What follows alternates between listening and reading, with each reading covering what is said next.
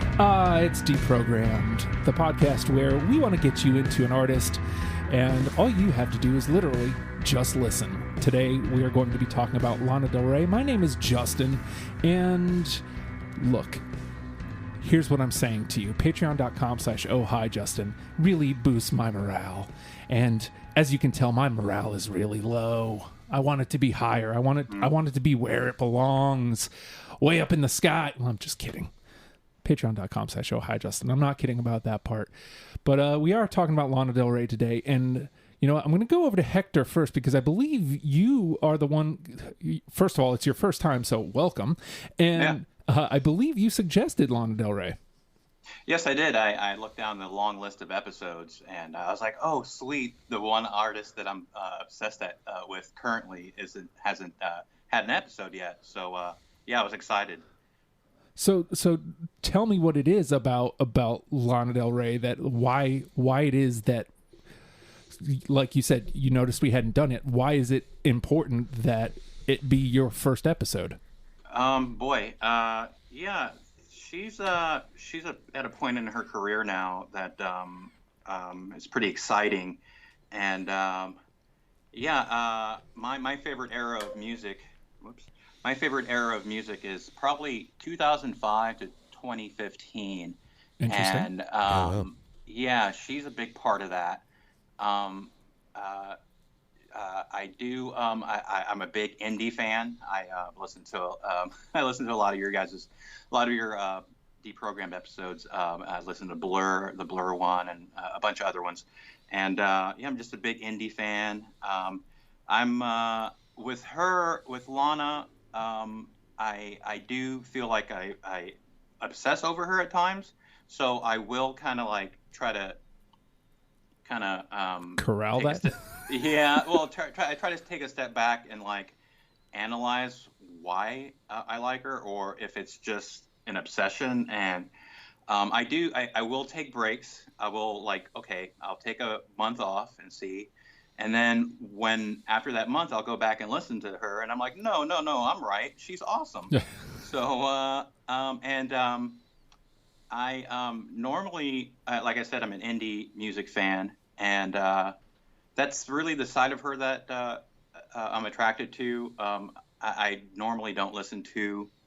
I'm not the demographic for Lana Del Rey, but there's something about her, I just think she's the coolest person ever, really. So, I was really glad that I got to recommend this artist for Deprogrammed, and I'm glad that I got to be on.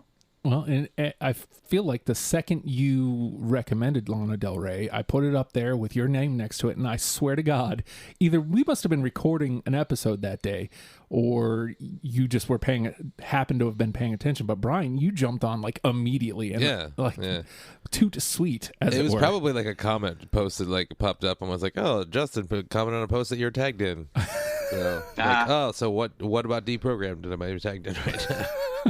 But yeah, you jumped on quick too. You're like, no, I need on that. And So I love girly pop music, as you well know. Yeah. And I honestly should hate her. I really like her poetry. Like she just wrote like a book. Mm-hmm. But she writes some shit that it really would make me mad usually if anyone else did it. Like this lyrical choices. It just drives me nuts, but I fucking love her. Like she doesn't give a fuck. She's very punk rock. I a lot of people give her shit for being like contrived and like fake and shit like that. But like I don't agree, man. I just think they just don't do her fucking vibe. Like she makes droney, sad sounding music, and that's like my whole life. Yeah, well, so as I'm listening, so this is obviously a discovery for me. Almost everything is nowadays. But there's times, like you said, where it's like, this should irritate me. This is dumb, but I love it. This should, I will say somebody messaged me, and we'll leave the name out just in case their opinion has changed. But they said, very one note. And I think that's a fair... It was Jenny Zell, wasn't it? I think it's a fair assessment. I'd agree, yeah. I think it's She has her thing, man. Yeah. Yeah, go ahead, please. No, please. No, yes, there's songs that you're like, oh, that's so typical of her. Like, there's a couple songs that we might bring up, but yeah, I'm like, oh, that's almost a caricature of, and it's her doing it. So I totally can see that. Yeah, and I think it's a fair assessment, but I also think that if you're a fan of that note, then what's the problem? Yeah, it ain't broke. Don't fix it. I'd put it in the same vein as like Father John Misty, which I'd love to do an episode on, like where he is writing as a character, like so everyone thinks he's full of shit, like he's fake because he's just writing these phony songs. It's like, but no, he's writing in character. I mean, you know how many fucking songwriters you listen to write songs in character, Billy Joel and shit like that. Like, that's probably a bad example. People don't like Billy Joel. I love Billy Joel. I don't give a fuck. But like, you know how many singer-songwriters like just write as somebody else, like put things in other perspectives? I can't do that as a writer. So it's like something I admire, you know? Like I can't write in metaphors. I can just write how I feel, which is usually sad. But like I put them in the same vein where like they're very contentious amongst a lot of the youth of today, where they're like, I don't like that guy. I think he's like pontificating and full of shit. And I can see how they could say that about her too. It's like they're playing a character, but it's like a character I really like. Yeah. You know? Yeah. That's wild. And I like the pageantry of that. Like, it's art. I don't give a fuck, man. And that's why I like the Frogs, because almost all their stuff is in character. But like, yeah, like I found that a lot of times she is indeed writing in character. And again, what is more punk rock than just doing what the fuck ever? You know, like following what it is you like to do or what you're really good at. I mean, she just made like arguably her best record. Yeah. Oh yeah. Like it's still after all the criticism and all that shit. Like she's still doing the same thing. She's like, I don't give a fuck. Like I'm still gonna write as me or this person that I've created. Yeah. And did it fucking well. Yeah. Well, what's funny is so when we put this group together, whenever Hector suggested it, Norman fucking Rockwell hadn't come out yet. Yeah. Like right. It was like right before. I'm really glad we waited. Yeah. We decided, hey, let's put it on hold until that comes out. I didn't include a ton in with it because I didn't think that was fair to the rest of the catalog. But I wholeheartedly agree with you, Bryan. Like I connected with Norman fucking Rockwell. It's so good. It's the album. It's the easiest to listen to all the way through of her albums. I feel. I agree, and you know, like I said, I didn't put a lot through. Once we get to the the actual discussion, I didn't put a lot through, but I just didn't think it was fair to the rest of the catalog. Yeah. So, well, on that note, Hector, this being your first time on the show, talk to me about what it was like putting your 20 songs together. Sure. And before I do that, I just want to give I am a huge Lana Del Rey groupie, but I'm a huge Jenny Z groupie. Oh. Jenny Z, who's been on Deprogrammed a bunch of times, she introduced me to you guys, so to Deprogrammed. So I just want to shout out to her. She's awesome. I listen to her other podcasts and stuff. But yeah, so putting my list together, and I've been listening to Lana since Born to Die. I just want to point out too, it's funny how Born to Die was her first album, and then one of her last albums is Lust for Life. So she's kind of had an arc, but putting my I pretty much took every song that I was remotely interested in on a playlist that came out of all her albums, 5 albums I think, including Norman Rockwell. I put it came out to be about a 40 list, a 40 song playlist, and then I took that to accommodate for this recording. I trimmed that down, whittled that down to 20 songs, and that was tough. So, but yeah, so that's what I've got right now. Welcome to my world. All right, Bryan. How difficult was it how bad did I twist the knife this week? I honestly I kept bottoming out at 25, and I really didn't want to make any more cuts, and I broke my own rules in this list. Okay. And my one rule is that's my Batman rule, but I broke it for this list. Interesting. On 2 occasions actually, because I just can't I would want to cut those and just do her own original shit, and I can't. Her covers I are really good. fucking love the. I mean, not that Sublime song, but whatever. I think it is a good cover. I really hate her for that. Like, I love her so much, but I cannot support that at all. Like, Bryan, you're not a fan of the cover, the Doing what Time? is it? The Doing Time? No, not at all. I just hate Sublime. Oh yeah, okay. Yeah, I'm a huge fan of Sublime, and I think it's a good. I do like that cover. It did not make my list. I can imagine if you like Sublime, you would like that cover. Like, it's a good cover. Like, objectively, like it captures the essence of the song. But I just fucking hate Sublime so much. That's funny. I'm a big fan of Sublime. I'm a huge fan of Sublime. But here's where I don't think I do kind of follow the Rock and Roll Hall of Fame. When I talk to my friends who are also big Sublime fans, they're like, "No, they deserve to be in the Rock and Roll Hall of Fame." I'm like, "Nah, I don't think they're that. I don't know if good's the right word, but they're not that prolific to get into that. Yes, right. Yeah, I mean, if we're gonna talk about that real quick, no, like one album, pretty much that got big posthumously. It did. Nah. Right. And the thing is, like, the worst band in the world for me is Red Hot Chili Peppers. I understand why they're in the Rock and Roll Hall of Fame. I understand that.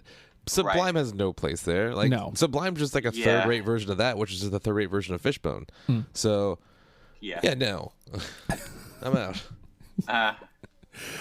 Bryan, I'm sorry to interrupt, Justin. Bryan, I wanted to point out too that you had posted on the Deprogram Facebook page. What was it? It said, I'm down for Black Sabbath or Lana Del Rey. Is that right? Yeah, that was me. Yeah. I was like, oh, I'm gonna have fun. This is gonna be a good company. Yeah. That's kind of a window into my life. Black Sabbath and Lana Del Rey. Like, I really love the devil and girly music. I'm really into it. What's funny is, like, okay, so just thinking about last time you were here was Cyndi Lauper. Yes, sir. You're here for Lana Del Rey this week.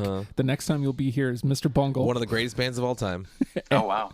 And then you'll be in the Fredo sessions for Black Sabbath. Fuck yeah! I like me. I'm cool. I'm a cool person.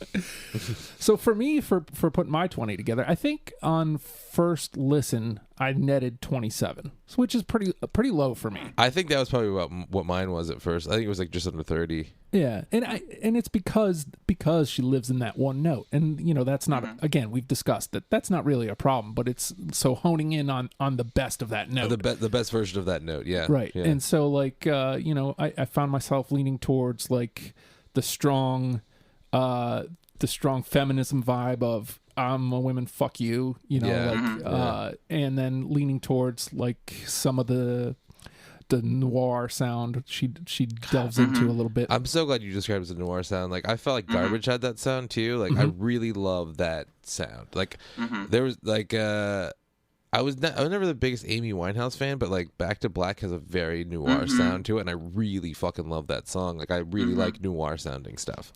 And smoky and like mysterious and dark. I'm really into that. And there's times where, like, and I didn't take notes this week, guys. Sorry, but there's times where I could easily hear it as a Bond song. Like, I could hear her doing a Bond song. Yeah. I thought I only noticed stuff like that. Yes, there's a cinematic quality to some of her songs. Yeah. Or an approach. Totally agree.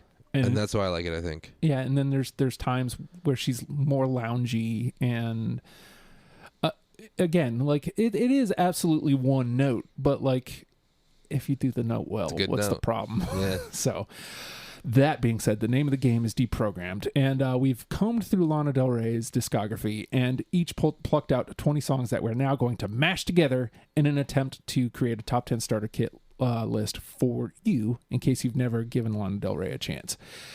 So I don't know where to go first. I think I'm going to go with the listeners here, even though it wasn't my favorite tune, but two people suggested this.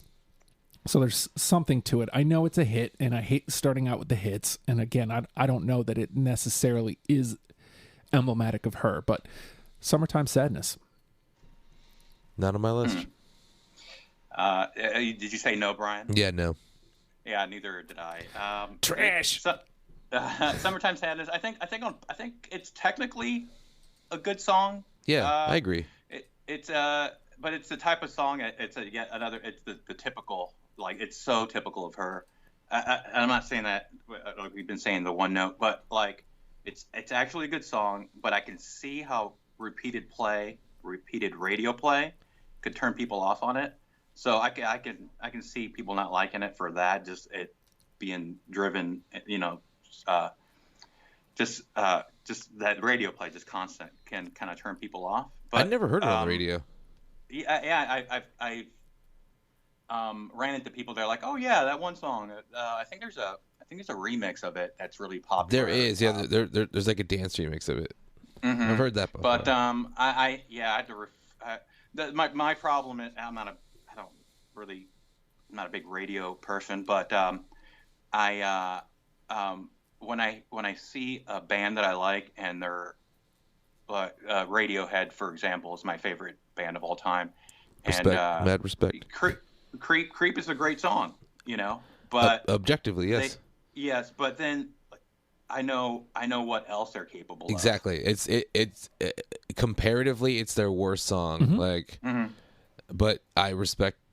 I still love that song. I have a sound-alike song on my list from Lana Del Rey. Actually, I think she's getting sued for. That's right. Yeah. But it's a great song. But comparatively to everything else they did, it's mediocre. If any other band had written that song, it would be the greatest thing they ever did. It's like Eyes Wide Shut with Kubrick. It's like if any other director made that movie, it would be their magnum opus. But because it's Kubrick and everything else he's done, it's like his worst film. But it's still fucking great movie though. I feel the same way about Summertime Sadness. Yeah. Well, I'm in the trash. Well, see, and this is the problem. This is why I mentioned I didn't take notes. Usually when I take notes, I have an order of play in mind, and I don't have one with her. So I'm kind of just shooting fish in a barrel, as it were. All right, we'll scoot over to Hector. Okay. This one always makes it onto one of my playlists. My LDR playlist. It's Radio off of Born to Die. I almost put that on my list. It's kind of a good representation of her, especially earlier on that first album. It's that first album kind of it feels very freshman album. Like it just you can tell she's finding her footing. That song in particular, though, I felt like she knocked it out of the park. It's got all the kind of tropes. It's poppy, but then there's F-bombs every other line, which I like, or at least in the chorus. And that's one of my favorites. Well, unfortunately, I got to put you in the trash because I will say this: it was one of the 27. It was definitely on my radar. I cut it to put another song from that record on here, and I think I made the wrong decision, actually. But it's okay. All right, we'll move on over to Bryan. Okay, opening track, the song that got me into her, Born to Die. I can listen to this song every day and never get tired of it. I don't have it. Really? Oh, boy. You're a track one guy. What's that, Bryan? Justin's a track one guy. I really am. Oh, yeah, I remember hearing about that on another recording. Incessantly. I love that song. I love that music video. It was part of the reason that kind of fueled that fire for me earlier on with her. But yeah, I didn't make it on my list. All right. 0 for 3. Wow. Are we doing Depeche Mode all over again? Yeah, I think so. All right. Well, this is a good time, since we've got nothing yet, just in case, to bust out NTP in case we need it. So I kind of want. We've never had to use that on any show I've ever been on. I kind of want to do it. So NTP is if we don't have enough to pull through, we each get to pull one of our own songs out of the trash, and we get to we get to pull one other panel member's songs out of the trash, and then we use those to fill out the 10.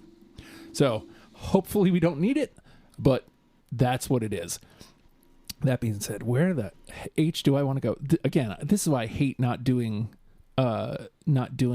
notes, because I don't know where I want to lead now.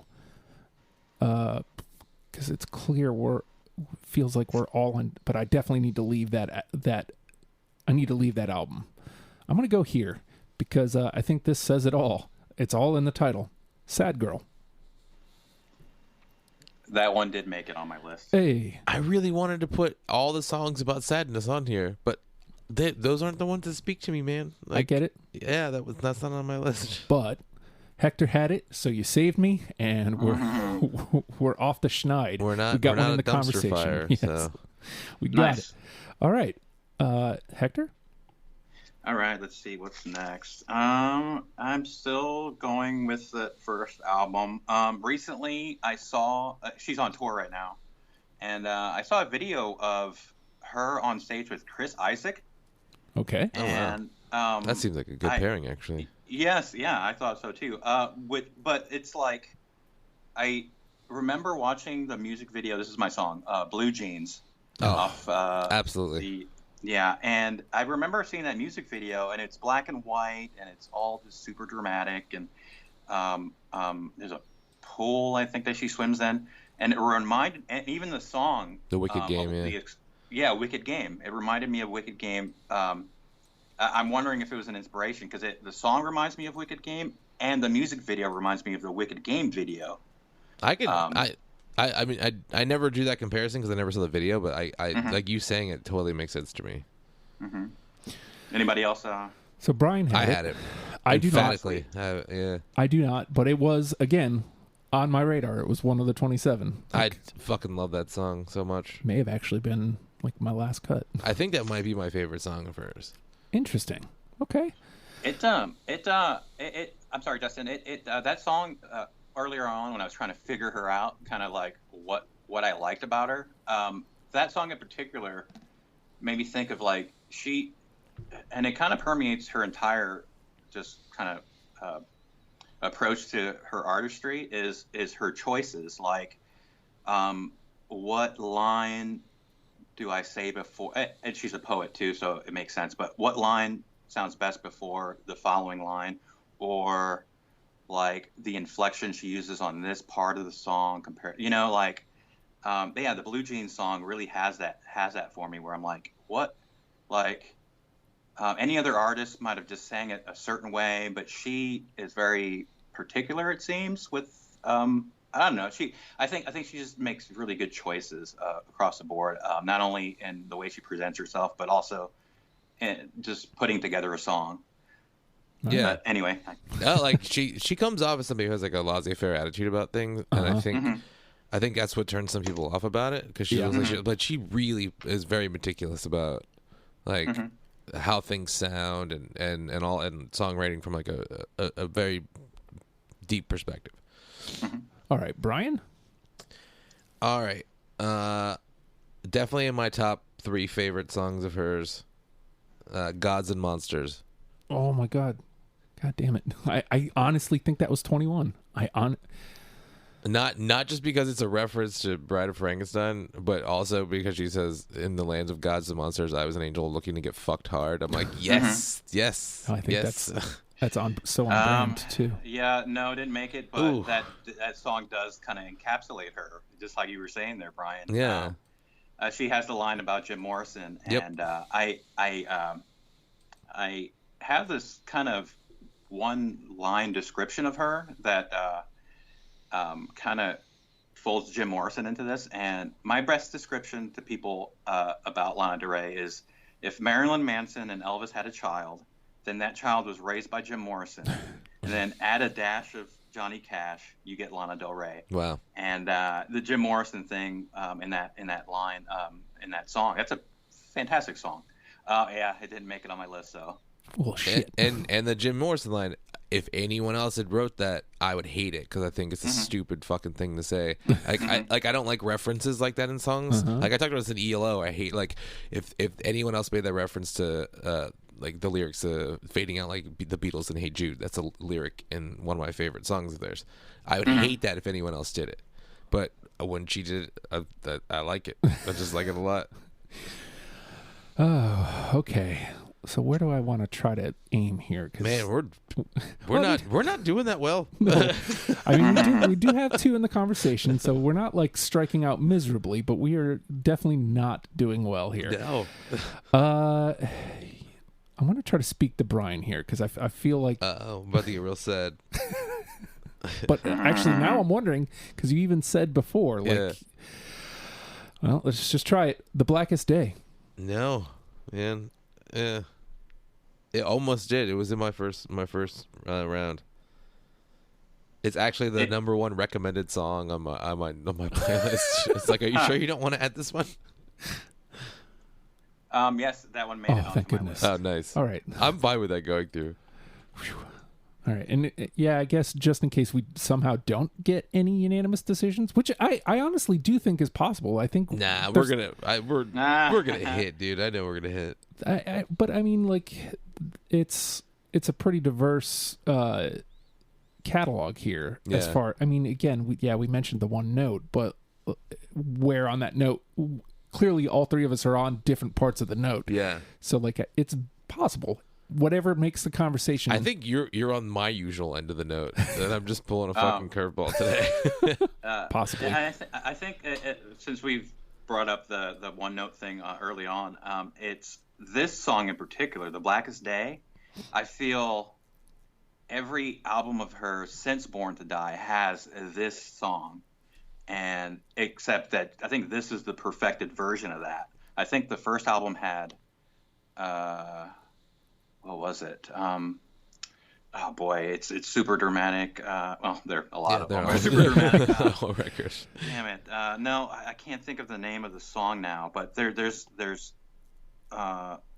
and I obviously didn't make my list, but I think "The Blackest Day" is her finally getting that one note, or at least this one note perfect. "Blackest Day" has a crescendo towards the end that is just kind of showcases the honesty, or just the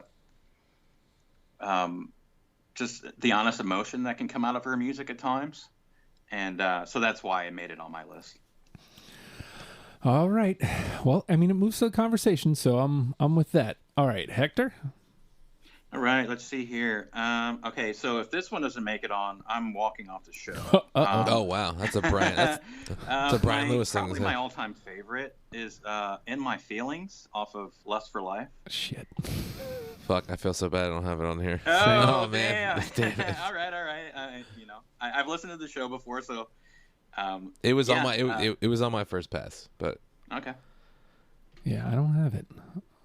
No. Yeah, I just think that song's just so badass. It just kind of, like I said at the beginning of the recording of the show, I just think she's the coolest person to ever walk the planet. I know that's a little bit hyperbolic, but I feel she's cool, like the traditional sense of cool, like a David Bowie, like a or James Dean, a Paul Newman, or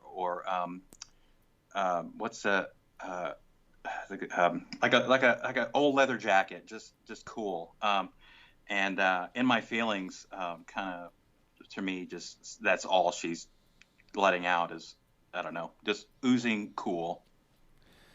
I feel bad for not having it. Me too. Anytime anybody says my favorite, I always clench up. I want to like it too. All right, Bryan. Okay. I've lost all confidence in my list. I know, same. Well, I referenced this in my intro.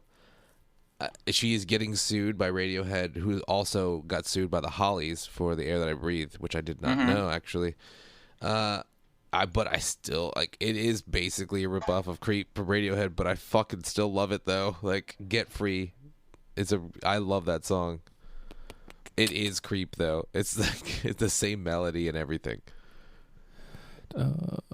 Almost the same vocal patterns too. Apparently I don't have it. Oh man, it's a great song. Yeah, I don't either, and I do agree it's a great song. But yeah, I didn't make my list. Which album is that? Oh, there it is. That's on "Lust for Life." Found it. I had to say, "Lust for Life" has most of my favorite songs of hers. I've noticed, like, right before Norman fucking Rockwell dropped, I don't know, like, I started to listen to that album a lot more. I mean, I guess part of it was the anticipation of a new album dropping. Yeah. But yeah, a lot of my favorite songs are off "Lust for Life." Until Norman Rockwell came on, that was by far my second favorite record out after "Born to Die," which I think I love more because it was my introduction to her, and like the songs I love on there, I really love. But looking back, I don't think I really like. I think there's a lot of filler on "Born to Die. I just don't like. It wasn't even considered to be on my list. but I still consider that my favorite record until now, which I would say I think her greatest record, honestly, is No More Fucking Rockwell. I actually agree. But Lust for Life is my second favorite for sure. Bryan, which song did you say was your favorite off of Lust for Life? Oh, you just said it though. Was it Love or? Love, yeah. I probably okay. Love, I would say, was my favorite from that record. All right, well, since you literally just said it, I'm going to dust it off because it's on my list. Love. Cool. Yeah. I have that. Okay, yeah, that one didn't make it, but yeah, that's awesome. That's early. That's early on in the album too, isn't it? I believe that's the opening track. Oh, okay. Yeah, I think you're right. Well, that puts 4 in the conversation. Yeah, it's the opening track. All right. I'm feeling a little bit better, I guess. All right, Hector? All right. Another one that this is making you guys feel bad the entire time. Another one that is my favorite and sticking to the same album is White Mustang. Damn. Oh, God damn it. Damn it, man. I feel so bad. I know. Wow. No. All right. I want everyone to have their favorites all the time. I know. Like, I hate not having favorites. I listened to like I said, I listened to the Blur Deprogrammed with Jenny and I'm a huge Gorillaz fan. I just for some reason Blur was in my blind spot, and I'm the right age for Blur. Blur is amazing. But what I've noticed from Deprogrammed is that we're not making a greatest hits playlist. I mean, some artists, yeah. I guess some do end up turning out that way, but it seems like we're just trying to get somebody like a beginner's guide. Mm-hmm. That's what I try to do too. Like when I first started doing the show, like when the show's infancy, like I was trying to be like when I did Radiohead, it was like I got nothing but B-sides because I'm a big fan. And then I realized like that's not a fun conversation to have because you're the only one who has these songs because you're such a dick about it. So then I kind of like retooled it to where I didn't want to have a lot of singles, and then I wanted to have a lot of album cuts, and then it became more of like I evolved with the show, and I was like the show is more about like representing the artist and somebody who hasn't listened to them before. So it needs to be a combination of like you like this song, but here's a better version of this song that's not a single on this record kind of thing. Mm-hmm. No, yeah. Like, well, and you know, to your point, when we did Radiohead, it was so early on that I didn't know what the show was yet. I would love to do it again because I could just talk about Radiohead every day for the rest of my life. But like I did the same thing on the Pumpkins, which was the very first episode. Like I brought in all these B-sides. I'm like, have me on that show. I'm like, oh man, I'm Mr. Smashing Pumpkins. I know all these B-sides, and like I just like Dan didn't have any. And mine of them. is all the airplane flies high actually, so it's fine. Well, and so like Dan's like, no, I don't have that one. I'm like, oh well, damn. I felt like an asshole for like the very first episode, so like it's been changing ever since. But yeah, it is finding that fine line, and I think that's what's happening here with this conversation. Let's see, I put out Love. Hector put out White Mustang, so we're back to Bryan. Okay. Well, I haven't talked about this record, and I haven't done anything from it yet. This was released as a single before the album came out, and that's when I messaged you guys and I was like, can we do singles, because this song is so good. I didn't realize it was going to be on the record. I'm glad it is.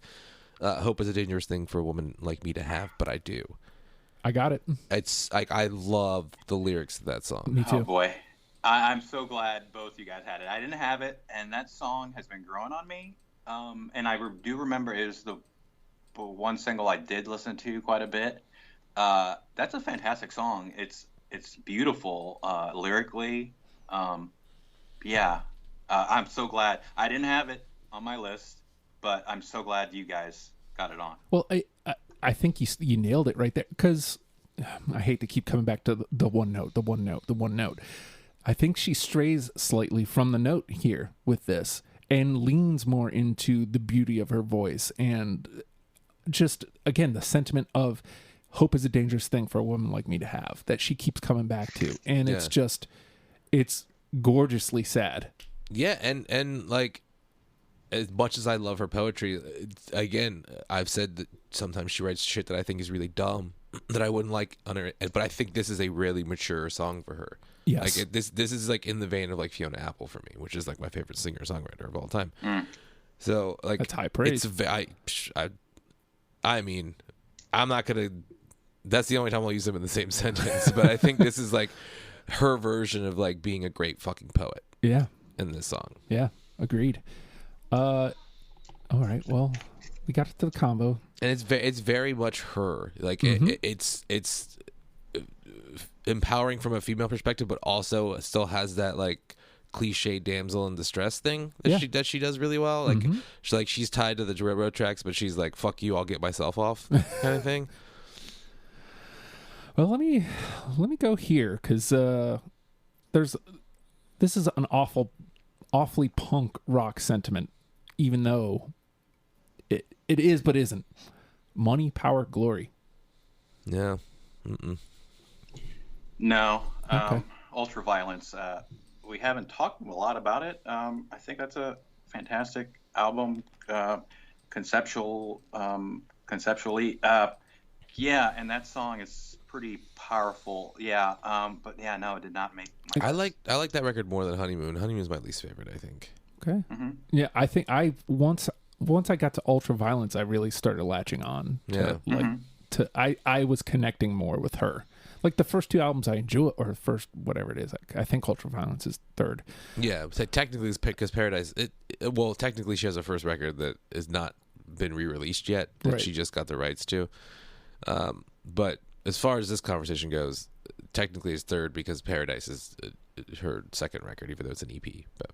But once we hit there, I'm like, okay, here she is. I've really tuned into what she is, and then I enjoyed Honeymoon and so on and so forth. See, but I didn't like Ultraviolence when I first heard it. I thought it was like just a poor retread of Born to Die.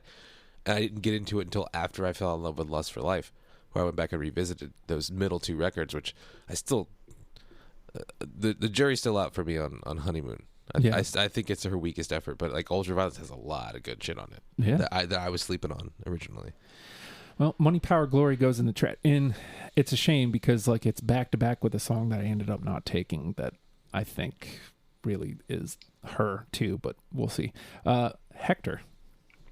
I've got, like I said, the coolest person to ever walk the earth. And since we're on Ultraviolence, I was going to go with Shades of Cool. I got it. Man, that was that. I cut that on the way here. That's okay. Moves over to the combo. As long as we can at least get 10 in the combo and not have to pull out of the trash. Do we have anything unanimous yet? Nothing. No. Nope. Jesus. Nothing.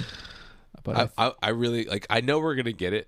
I'm predicting we're gonna have two, but I really want to know what they are. All right, so that puts 6 in the conversation. Just so you guys know. All right, Bryan.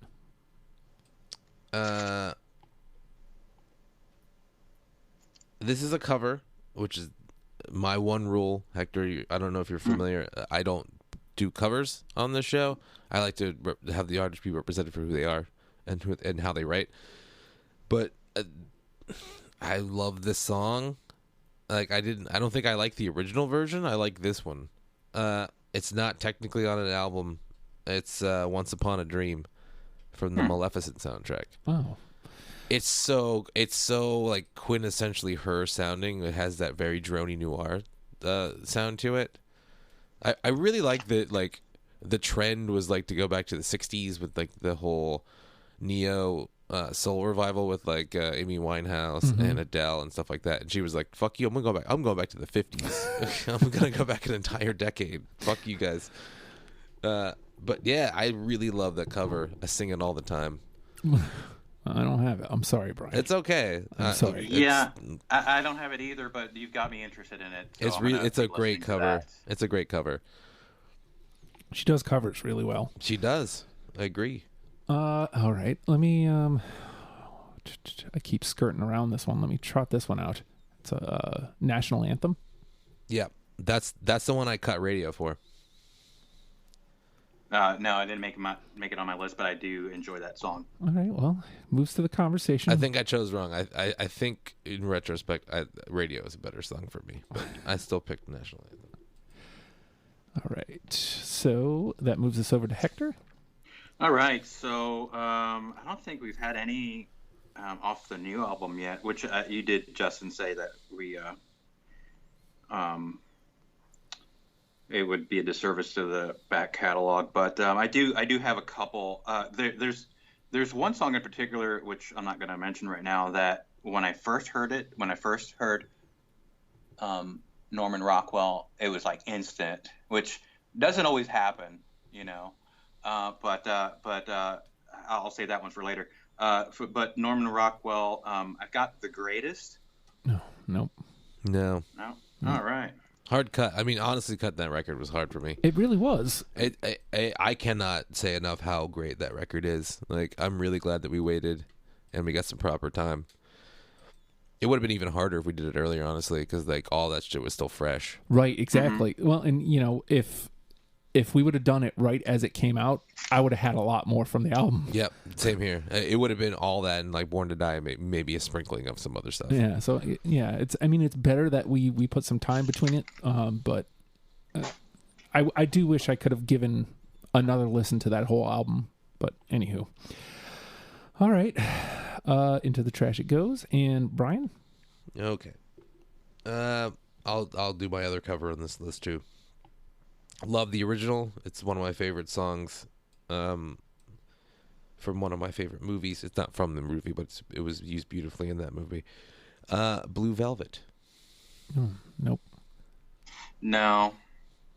I do. Yeah, that is a beautiful song. But yeah, I didn't make it on my list there. She seemed to have gone. Like both those covers were kind of the same kind of couple years, weren't they? Blue Velvet was on Paradise, and then Once Upon a Dream, I think, was probably after Honeymoon. I think it came out like right before Lust for Life. All right. All right, so that was they sound like companion pieces, though. Mm-hmm. Well, where do I want to go here? Because I'm not feeling confident about any of these still. It's gonna be some oddball, like deep cut that we're all gonna hit on, I think. All right. Well, you know what? I'll trot this one out here. It's on the top of my list, but that doesn't necessarily mean anything. Diet Mountain Dew. No. Mm-mm. Hell yeah. All right.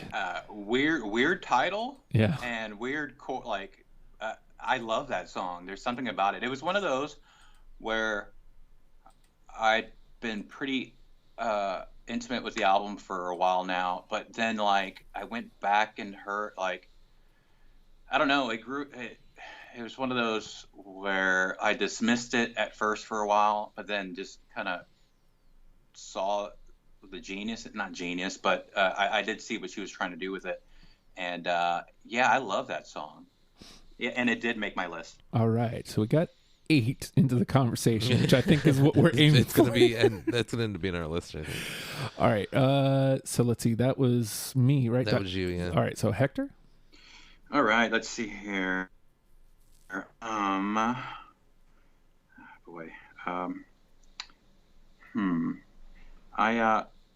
Little side note that I wanted to mention when we were talking about ultraviolence. Dan Auerbach from the Black Keys produced that album. Really? I didn't know that. Yeah, she's always got really cool producers in her albums. But yeah, I just wanted to bring that up. Let's see. Boy, going back, I haven't picked anything from Honey. No, we did. We got The Blackest Day from Honeymoon on there. I'm gonna go with this. Probably won't make it on, but fuck it. I'm gonna go with God Bless America, and all of the women in it. That was one of the 27. No, it was on my first cuts. God dang it! I don't think it is a strong song. I don't think it's like breaking any ground. I just love the sentiment of it. I know she kind of had this whole thing a while back about just being bored with the idea of feminism and got a little bit of backlash for that. I feel I do think she's a feminist, but she doesn't. I think on paper, she's a feminist, but it's not her driving for like as an artist. Yeah. And that song is very pro-feminist, but at the end of the song, it kind of encompasses all of humanity, which I like, which is, I don't know. Yeah, that song just holds a special place in my heart. I really like it. I mean, aesthetically, it's got everything it needs, but the sentiment I like quite a bit. So Gaga has that kind of like feminism about her, where she's very critical of modern feminism and how it's basically just women telling other women what they should and shouldn't do. Right. Like you shouldn't be a housewife. It's like, but if a woman wants to do that, you have to respect that, because that's what feminism is. It's like letting women do what the fuck they want to and not judging them for it. Yeah. So like, and Gaga wrote that song GUY on Art Pop. Yeah, and it's like, it stands for guy under you, or a girl under you. Like, I want to be the girl under you. Like, there's nothing wrong with wanting to just be like, to belong to somebody in a heteronormative kind of way. And there's nothing.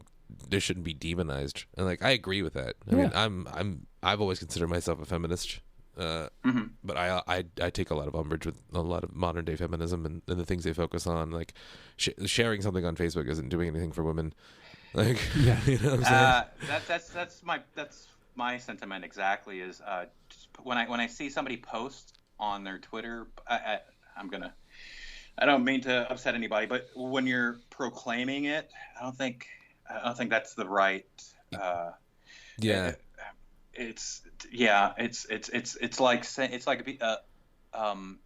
like a firefighter going around telling people they're a hero. Now, technically, they are a hero, but they would never go out and say that, like, proclaim it. Yeah, like, so it's like if you feminism, have to say I it. feel the same way. Yeah. Yeah, the lady doth protest too much, methinks, to quote Shakespeare, which I use that quote all the time. It's like the people who, if you have to say it, like, are you telling yourself that, saying? Or are you telling other people that? So, yeah. All right, Bryan, let's see if we can get. Man, I love when a bunch of white guys talk about feminism. That's funny. Technically, two white guys, but right. I was just speaking to the people in the room. No. I didn't want to presume that your ethnicity, sir, based on your name. No, that's all right. Is it my turn? Okay. Yes, sir. All right. This is also a non-album cut. I believe I see it over in the suggested songs by the listeners. It is from the Great Gatsby soundtrack, Young and Beautiful. I don't have it. No, neither do I. Yeah, it's okay. But you're covers, right. Man. Those are all great covers too. I don't know if that's a cover. I think. Which one was it again? Young and Beautiful. Young and Beautiful. No, yeah. You're right. That's Ultraviolence. No, it's from the Great Gatsby soundtrack. I don't think it's on any of her records. Yes. Yeah, it was a single from that. Okay.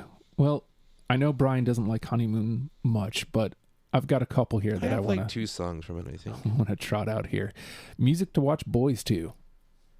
No. Yes. Okay. That's a weird song. Like it's that song and the Woodstock Coachella song. They're weird, Coachella, yeah. Kind of.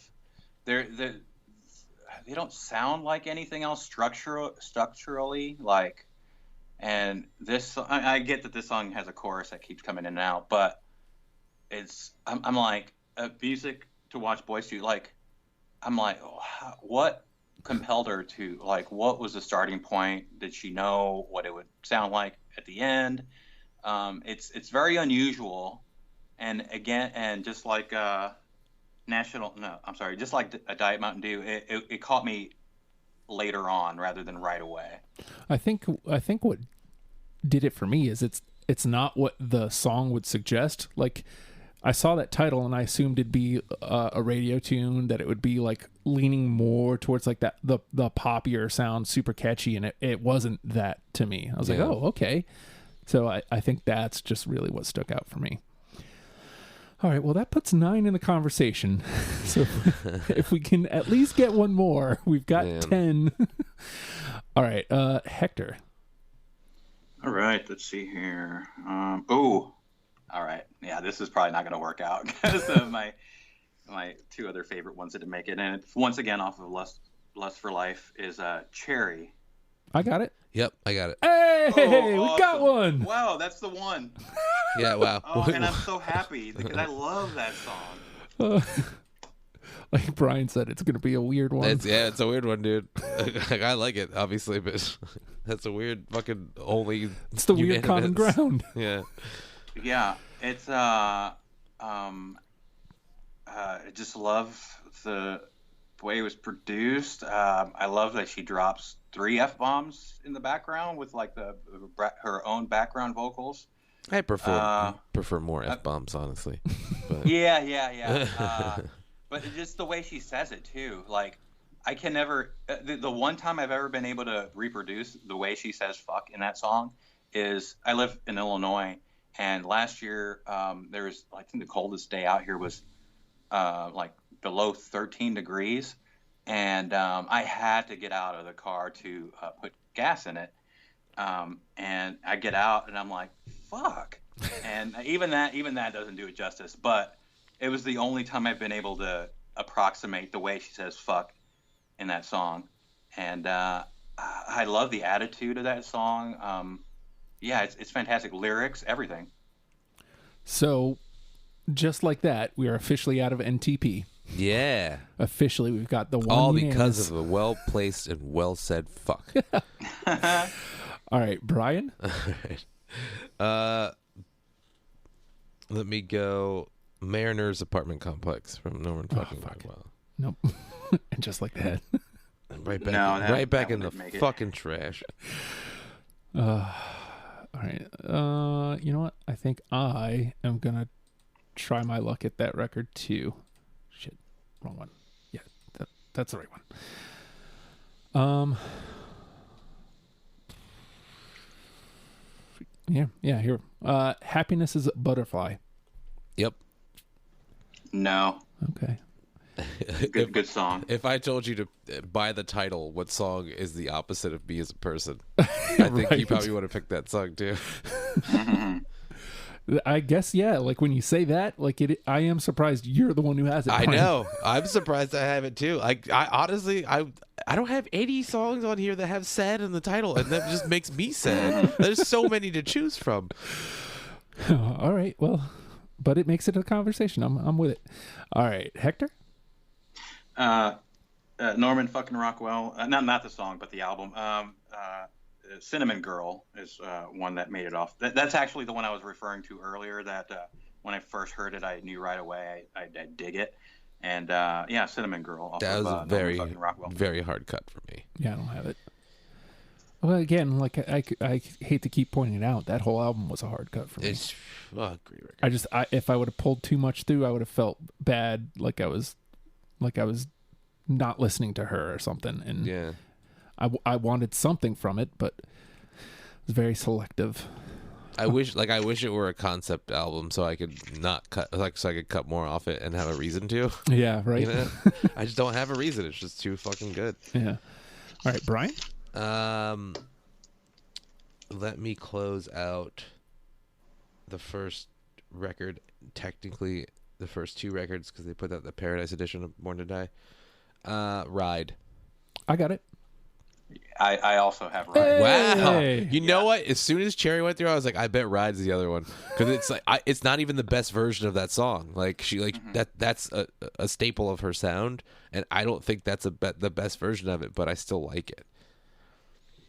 It's that would be like a super introductory song to give someone. That's and honestly, when putting the list together, that was the song that I was leaning towards for number 1 with a bullet.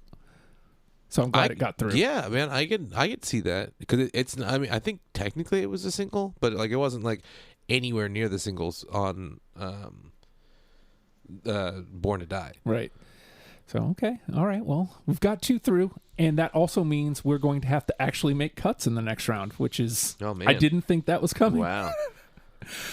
All right. All right. Well, where do I want to go? I don't have to worry about gameplay anymore. I can just kind of trot out songs, I Just guess. have fun. Yeah. I'll trot it out here. Honeymoon. No. No. Okay. And you know what? I'm okay with that. That is featuring The Weeknd, is it not? No, not that one. Which one has The Weeknd on it? I I don't think Lust for Life has the. That's Weeknd on right. it. That's what I was thinking of. I knew it was the title track of one of those. By the way, Lust for Life has because Norman fucking Rockwell doesn't have any features. Lust for Life had quite a few. They do have a lot. Yeah, I have one on my list. So there's some good features, like the good collaborations on there on that album also. I found those. Well, we'll see if we come across them. Actually, and while I'm at it, let me see what I got left here. I'm down to. No, this is the conversation. Sorry, my 20. Down to my last 6. Okay, so let's see. I put out that, so it is now Hector's turn. All right. Let's see here. Oh boy, this is early on, and a lot of people probably were introduced to her through this. Is video games. I don't have it. I don't have it, and like I have a sentimental attachment to it because it was like one of my best friend's first dance at their wedding. Oh. Which I thought was a very odd choice, but like it fits their relationship really well. So I really like that song in theory, but like I'll skip it sometimes on that record. So I actually do have a reason for not having this. My introduction to Lana Del Rey, at least not peripherally through like radio songs. Yeah. My wife and I were watching some older SNL episodes, and she popped up, and I was immediately turned off by her live performance. I think if I see her in any other light, like a full Lana Del Rey concert, I think it'd be acceptable. I've honestly heard really bad things about her live, but I haven't done any research on it but watching anyone on YouTube is fucking boring. Yeah, but when you're watching, and again, this goes back to that one note conversation. I hate to hammer it home, but like there was the living embodiment proof that she was one note. If you wanted to hate her, that's a great example to turn to go listen to this song. It's fucking stupid. There's no beat to it. It sounds very forced, kind of thing. They'd be wrong, but I understand like that's a good case of like if you don't like her. Yeah. That song right there. And again, using that version of one note as a negative, that's where it would be. And you know, I had a very negative attachment to that song. And unfortunately, that led to me cutting it. So. I thought about because like when I got here, I saw it was on the listeners, and I thought about maybe adding it in there. But I'm confident in the choices I made. that SNL performance, I do remember hearing about it around that time when Born to Die came out. Yeah, it's famously not good. But then like I think the host was Daniel Radcliffe, and he kind of backed her up, and then I think Lorne Michaels also did kind of. But yeah, it was kind of, I don't know. I think she earlier on was just figuring it out, you know. And I have seen her live actually. I saw her live up in Chicago a couple years back for.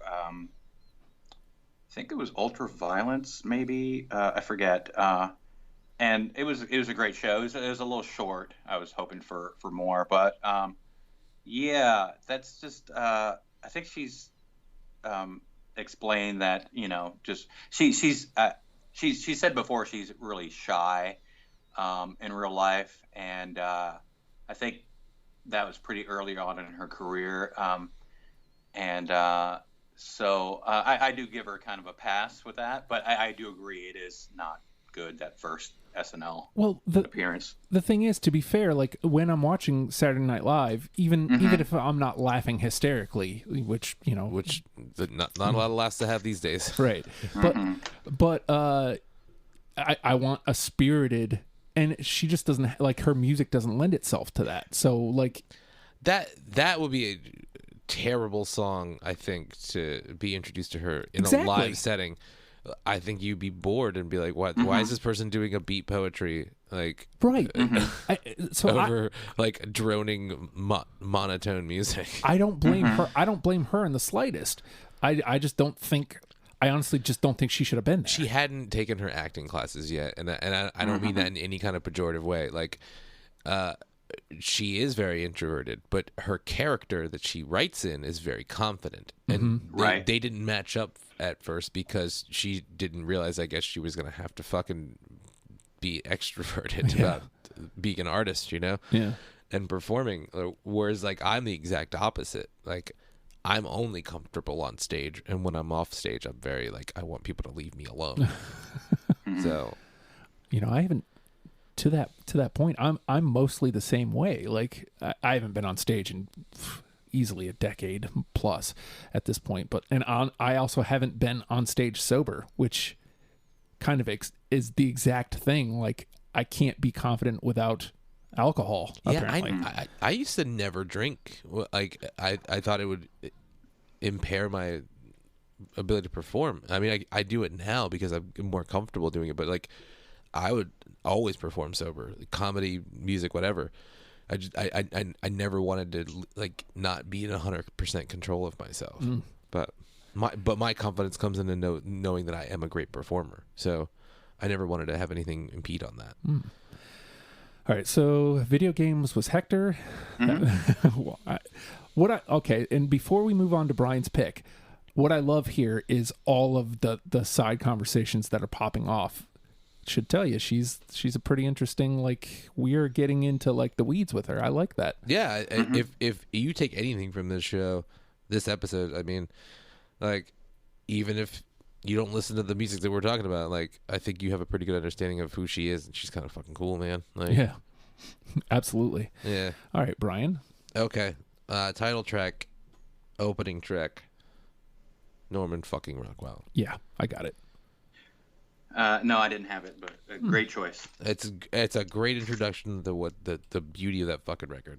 Beauty. So. Glad you said that, because yeah. Oh, go ahead, Justin. I'm sorry. That album it's gorgeous. It's a gorgeous record. It just really is. What were you going to say? Sorry. Yeah. No.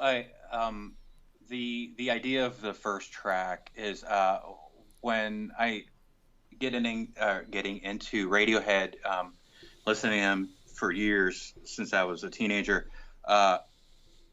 They approach the way they approach an album with the first track. The first track's supposed to kind of give you an idea of the rest of the album. Kind of, it's not really an encapsulation of the rest of the album, but it should give you kind of an idea of what you're getting into. Yeah, for sure. Fucking Airbag, one of the greatest track ones of all time. Airbag, dude, everything in its right place. Oh, so 2 + 2 = 5. 2 + 2 = 5 is honestly top 10 greatest opening tracks of all time for me. Like, it's it doesn't really represent the record very much because it's a more jazzy, weird record than that song would imply. But like, wow, what a fucking great song that is. And then you have, I mean, I agree. Yeah, you everything in its right place. Yeah. Yeah. So apparently this is going to be a Lana Del Rey Radiohead deprogram. You know what? And they're connected because Radiohead is suing her. So that's true. Yeah, it's all in the ether, man. You know. All right. So let's see. That was Hector's choice. We'll move on. Or no, I'm sorry. That was Brian. Brian put out Norman fucking Rockwell. Yeah. Okay. So it's my turn. Down to my last 5 here. I think I only have a couple left too. I'm gonna trot this one out from Paradise. Cola. No. Okay. That song does nothing for me, honestly. Okay. Yeah, that one, I don't mind listening to it. It's kind of hasn't aged very well, and I wholeheartedly agree with that. Mostly the lyrics. I do like. I mean, I had nothing against the Pepsi Cola part of the song. It's that the whole weird thing with the Harvey Weinstein thing connection, and I don't know if it is connected to Harvey Weinstein, but it just kind of. I didn't hear that. Well, there's a song there's a line in the song about Harvey's. They don't say Weinstein. She doesn't say Weinstein, Okay. obviously, but like it's since the whole Me Too thing, it just kind of like when I hear that song, it takes me out of it. Only because I know of the zeitgeisty stuff that's out there. I wonder why that escaped. Like, because again, I didn't realize take that notes. was referenced. Yeah, I didn't take notes, so I can't point to what it was that got through for me. And I don't know if it's a direct reference to it. It was brought up after, like that song was brought up after the whole Harvey Weinstein Me Too thing happened, and so much so that it got to her, and she's decided not to play that song out, and at shows. So she did it. She never admitted that it was referencing him, but also didn't want to trigger anything, right? Yeah, you're right. Yeah, and so that's the one thing. It's kind of my fault for just being a part of the zeitgeist, just knowing what's going on in the world. Yeah. But I remember liking that song off of and I like Paradise actually. I like that's a great supplement to Born to Die. I agree. But, Agreed. Yeah. Well, I hate that I pulled that through, but I'm glad for at least this part of the conversation to actually have had it. Yeah. Like I look at that, and I think it probably was modeled after her as well with Gaga when she did the Fame Monster, where she re-released the first record and then had that bonus EP on it, which is exactly what Lana Del Rey did. And I think they're both great companion pieces to that record. All right. So Cola was me. That puts it over to Hector. All right. Let's see here. Let's see. Okay. Earlier on, we were talking about kind of some of her songs sounding film noir-ish or cinematic. This one for me is one of the few songs off of Honeymoon, and it's Salvatore. Don't have it. No. Mm-mm. No. I really enjoy that song. It sounds like if The Godfather or one of those type of movies was turned into a song, and all the tropes of that type of genre of movie was thrown into just one song. And so that's why I picked that one. I know the song, and it makes me, and your description of it makes me want to go listen to it again. Yeah, seriously. All right, Bryan. I'll go on Honeymoon. These are my, I think, only two songs from that record I have on here. One of two, I'm about to say. Anyway, God Knows I Tried. Nope. That one was one I had to take off my list of 20. Yeah, that's a great fucking song. It does she not? I think she references she does that in a lot of handful of songs. The Eagles, which I'm not a ginormous Eagles fan. I'm an Eagles fan just growing up, and in America. Like, hey, we all love Hotel it. California, man. Right. That double guitar solo is fucking great. Yeah. Anything but the Eagles, man. I'm not saying I'm an Eagles fan, dude. I'm just saying. I really like Joe Walsh a lot. I like Joe Walsh when he went off on his own. Yeah, his solo sounds great. I don't care for the what's the drummer's Don Henley. Henley's solo stuff. I don't care for, but I like, and I'm not a big Eagles fan, but I do like Henley's Eagles stuff, and not so much Joe Walsh's Eagles stuff. So it's kind of inverted, but yeah. I gotcha. Yeah. All right, let me trot this one out here. I keep dancing around it. Heroin. You know what? I had it on and I took it off for another song while I was sitting here before we started recording. Okay. Yeah, it's a great song. I enjoy that one whenever I do listen to it. It has a very it reminds me of that Tarantino movie that just came out. That Once Upon a Time. Yeah, for some reason that song. I guess Manson does get mentioned in the song. Heroin, he does, yeah. But, that's a very her song. That's also a song that's like quintessential. If you want to get into her, this is who she is. Mm-hmm. But I'm the only one who had it. Exactly. We're really selling these songs that nobody had. Bryan, what's your take?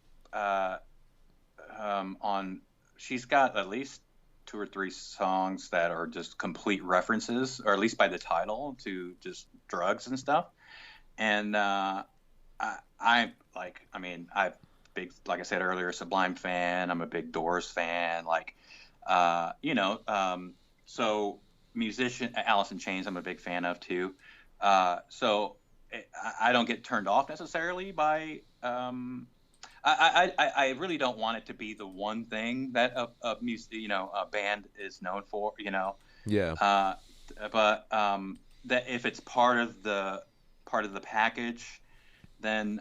But she doesn't seem to me to be like. I mean, she's got a song called Yayo. She's got a song named Heroin, High by the Beach, which is not as hardcore as Heroin or Yayo. But what do you think?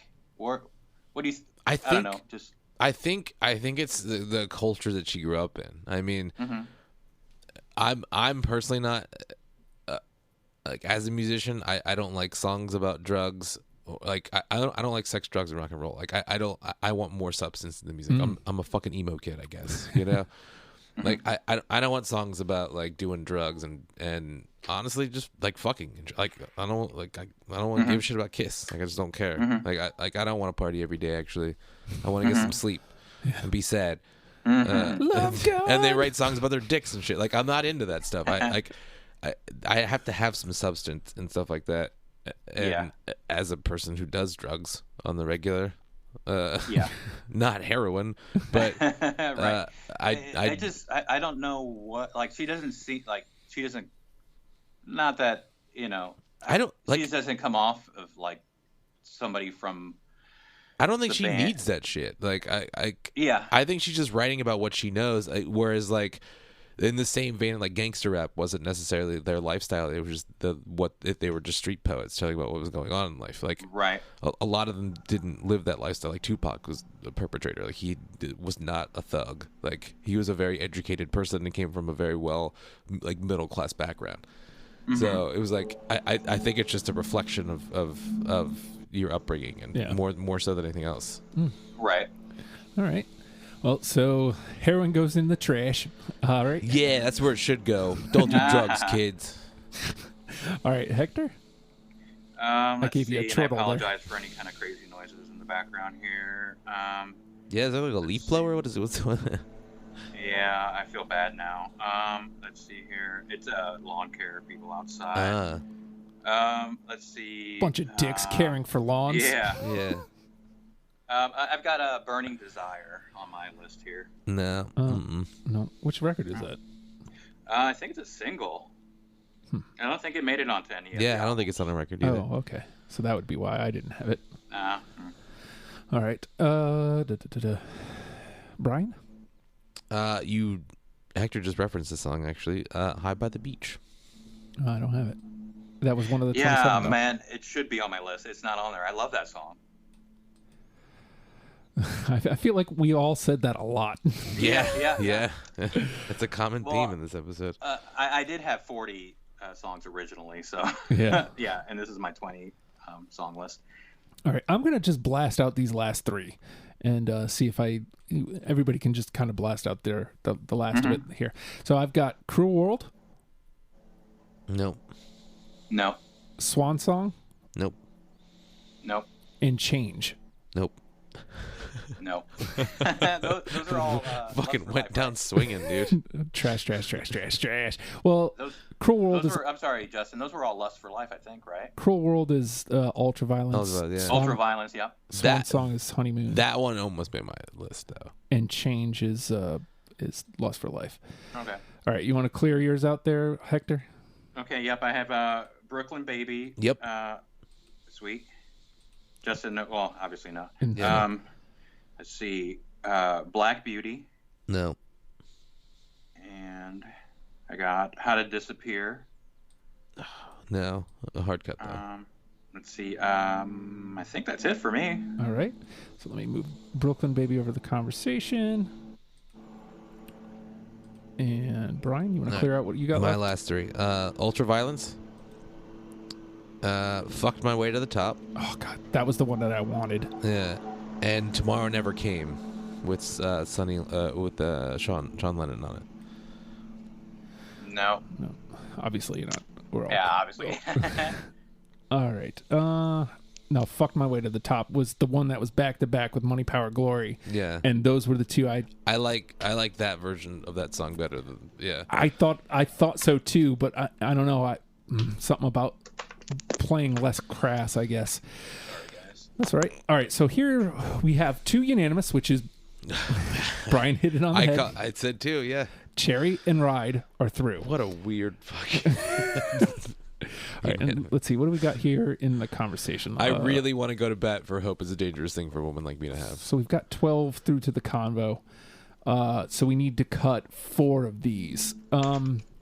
Sad Girl, Shades of Cool, Brooklyn Baby, Blue Jeans, National Anthem, Diet Mountain Dew, Blackest Day, Music to Watch Boys To, Love, Norman fucking Rockwell, Happiness is a Butterfly, Hope is a Dangerous Thing for a Woman Like Me to Have, but I have it. Well, let's look at, because I think it'd be easier to cut 4 than push through. Let's 8. cut Happiness is a Butterfly. Okay.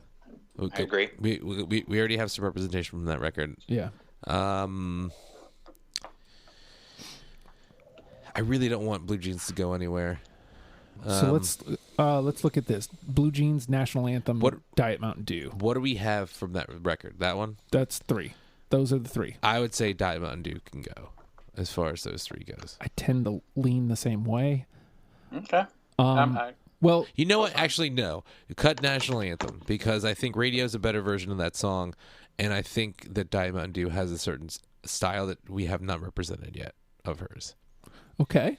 How are you feeling on that? I can back that. No, I can back that. Yep. All right. So that's 2. So we need to get rid of 2 more. I feel like Cool came up a lot in this conversation, even though it may not be the greatest representation of Cool sound. I'm leaning towards keeping Shades of Cool. It was a hard cut for me. Yeah, I'm fine with keeping it on.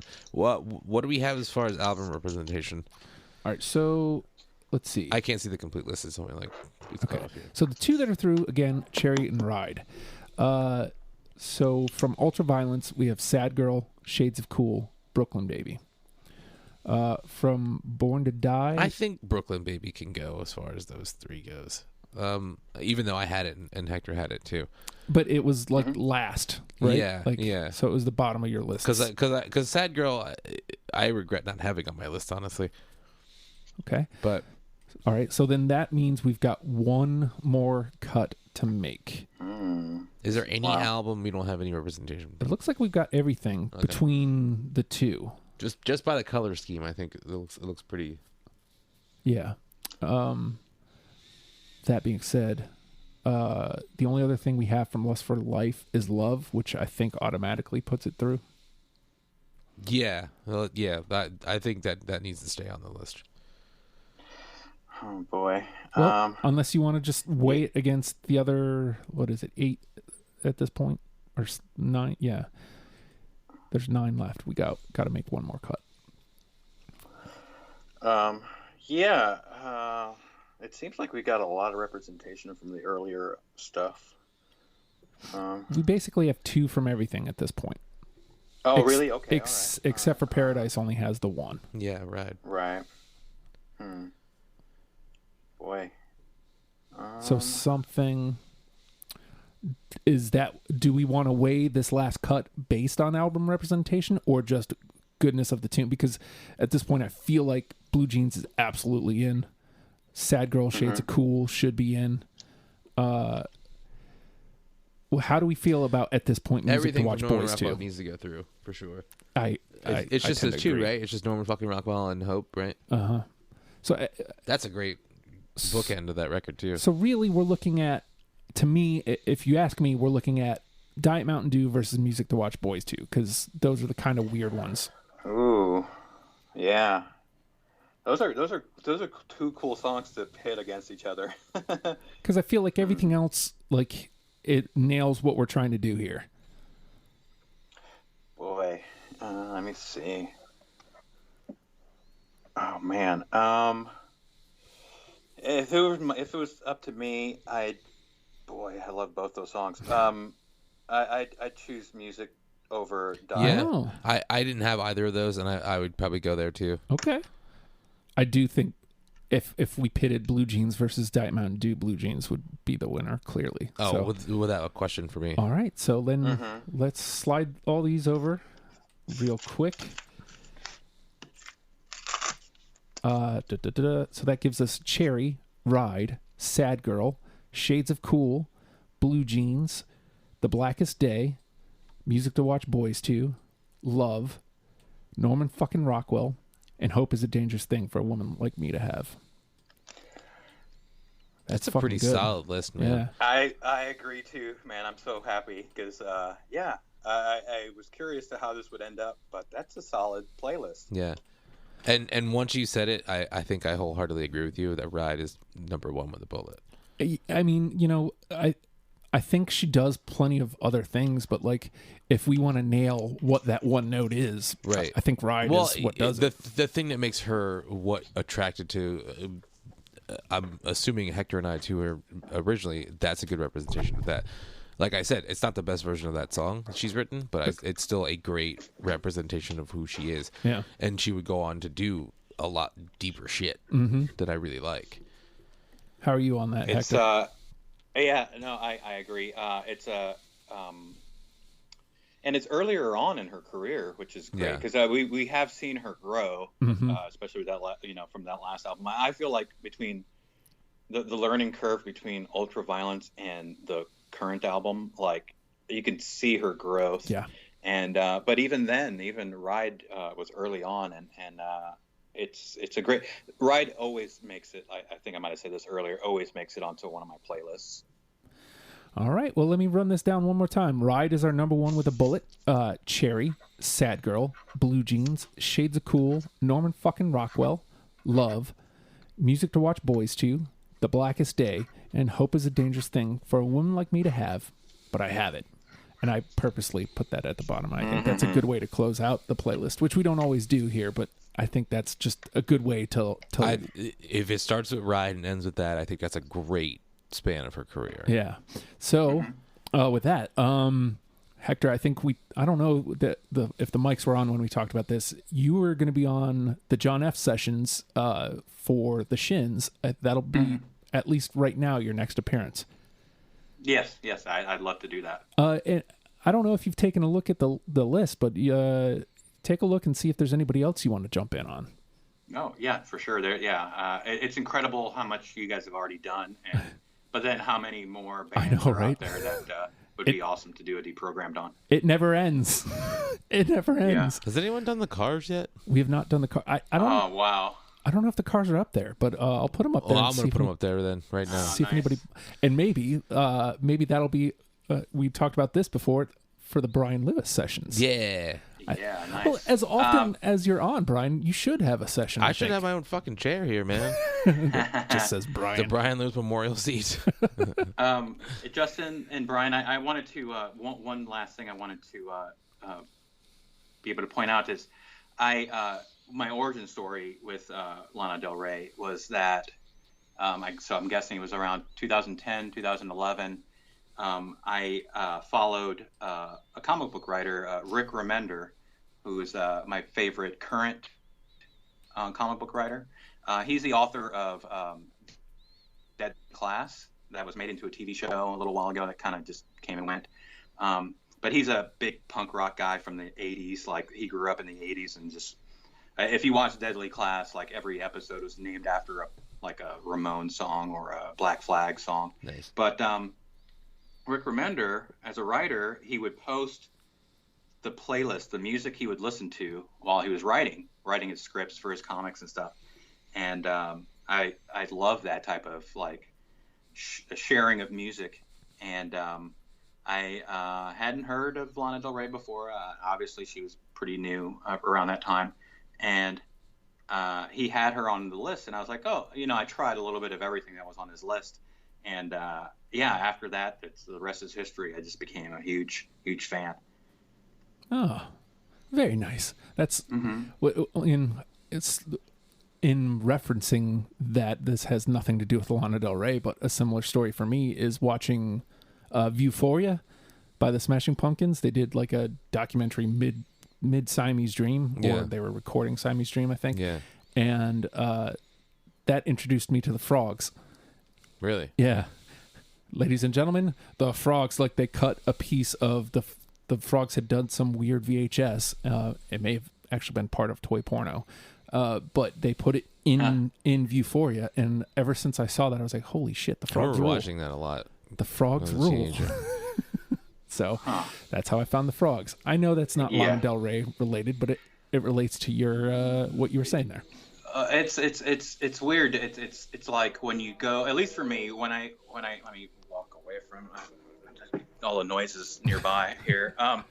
The searching for music, at least for me, is always hard. It's when you stumble across it. It's when you really kind of, when it works, at least for me, most of the time, is when you just come across it by happenstance. And but yeah, I love when that happens.